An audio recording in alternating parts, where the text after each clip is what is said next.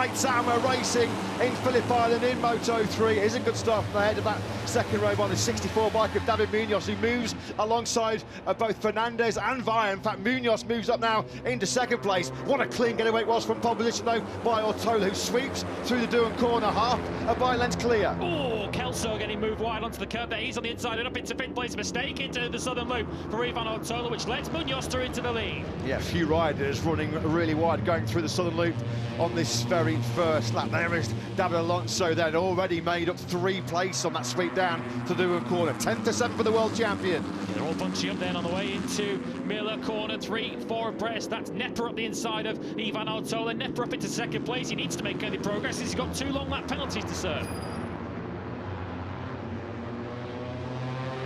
Look at that by Munoz on the inside of Ortola through Stoner corner. That was really brave. And now on the inside of Munoz goes Kelso. Nepper sweeps in then for the first of his 2 long laps. And that has put the Australian, the home crowd favourite, the home hero Joel Kelso at the front of the Australian Grand Prix. This is game on. This is building already into another Phillip Island thriller. They're almost 3-4 abreast. Barrioli has cracked out in that final set. They're almost 3-4 abreast as they hit the southern loop for the first time. Fernandez then threading it through the eye of a needle, splitting the Bio Motorsports KTMs, and the 31 back at the front. Just as he did here last year in very different conditions, and it's now the 3rd consecutive Grand Prix that Adrian Fernandez has muscled his way to the front. No, this isn't the first lap of this Australian Grand Prix, it's the 5th, and we've now got pretty much the entire point scorers in the picture.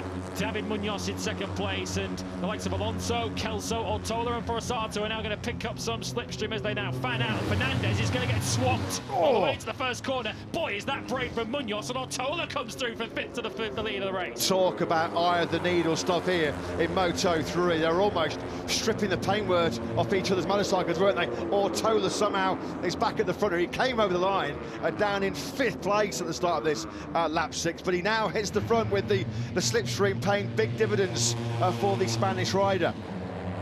Here comes Munoz. He thought about that same move, didn't he, on the inside of Kelso, coming from a long, long way back there was Holgado. Ortola, well, he should have had the inside line going through 11, but just had his nose properly rubbed off, didn't he, as Carraro. Well, he ran into his teammate, and I didn't think that one or both of the MTA riders were involved, and it ended up being the pair of them, as Carraro somehow didn't take Nepper out, but did take himself out.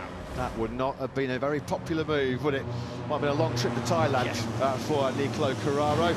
Over the line we go then. It is Munoz that led over the line, but David Alonso, here we go, folks. This is a very familiar tale, isn't it, in 2024. So a long, long way to go here in Phillip Island. Unlikely that Alonso's got the pace to break up this field, but he has decided to go early and lead this Australian Grand Prix.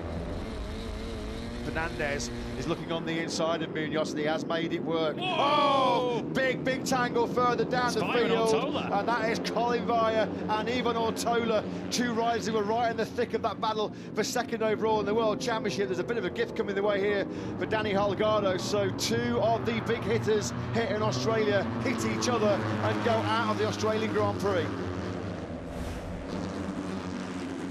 This is the helicopter shot then of the incident at turn 4. Well, what happened was Via tagged Piqueras initially, didn't he? That washed his front tyre out, and then he just plows into Ortola. Talk about wrong place, wrong time for the Spanish rider who started on pole position. Well, clearly the guilty party of all that one was Via. Fernandez into the lead then, so David Alonso's spell at the front has finally been brought to an end. Adrian Fernandez has had podium finishes now. He's had another front row start in Moto3. I guess the last thing for him to do now in the lightweight class is to take a victory. Could have taken it, remember, here 1 year ago when he led for so long in wet conditions. This is some Phillip Island redemption coming the way of the 31. Kelso over the line last time around was 12th. That was 1 place behind his compatriot Jacob Ralston. Don't discount those 2 from a home podium challenge. They're still right in the hunt. Ralston over the line was 1.4 seconds further back. Best finish in Moto3 a couple of rounds ago, that 2nd place in Mandalika. This is the 3rd Grand Prix in a row that Adrian Fernandez has done a lot of the legwork at the head of the pack. Is this going to be the day that he tastes Grand Prix glory for the very first time? He dropped down then now through turn 10.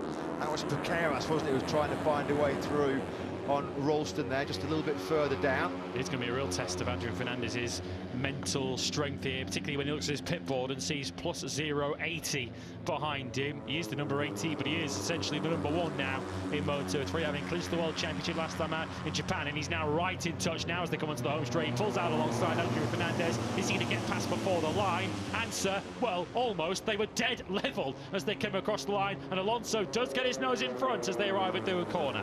Just keeping a close eye on a rider who's sort of dipped under the radar for much of this Grand Prix. It's Luca Lunetta on the 58 bike, who is looking really strong. He's trying to find a way through now at the southern loop on Yamanaka. He's got the inside line, he's made that work. In fact, he picks up Yamanaka, or whether it was just Yamanaka maybe on a slightly dirtier offline, just trying to pick up the throttle, lost a bit of traction, but Yamanaka now is plummeting out of this podium battle. We're on the last lap here, and what a battle this is raging for the final place on the podium. Munoz versus Holgado versus Fernandez. Holgado now attacks Munoz through the southern loop. Alonso's going to cruise to the victory here in Australia. Fernandez on the inside of both Munoz and Holgado through turn 2. Brilliant battle this for second. Credit Nepo again, by the way. He's back at the front of that next group in 5th place again after going off the road for a second time. Fernandez from Munoz in this battle for second place. They're all playing the battle of best of the rest. It's really a story of this Moto3 season. Alonso, once again, just far, far too good. But can Fernandez hang on for this 3rd consecutive podium?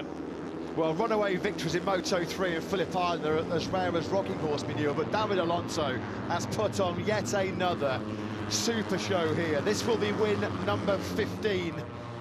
11th win of the season, which will break Joan Mir's record. As now Munoz trying to way through on the approach to Lukey Heights into 2nd place. Fernandez slams the door shut. Don't discount Nepa here, because maybe if he can get some slipstream, he's going to recover and maybe finish on the podium for the first time in his Grand Prix career. Checked out into the distance then is world champion David Alonso. This has been a world champions ride. It has been pure class, pure quality from Alonso. Who's going to win the battle? David Alonso wins the Australian Grand Prix in 2024. He's now the most successful rider in terms of Moto3 victories in a single season. Holgado snatches 2nd place. Adrian Fernandez does lock out the podium. He's on the top 3 for the 3rd time in a row.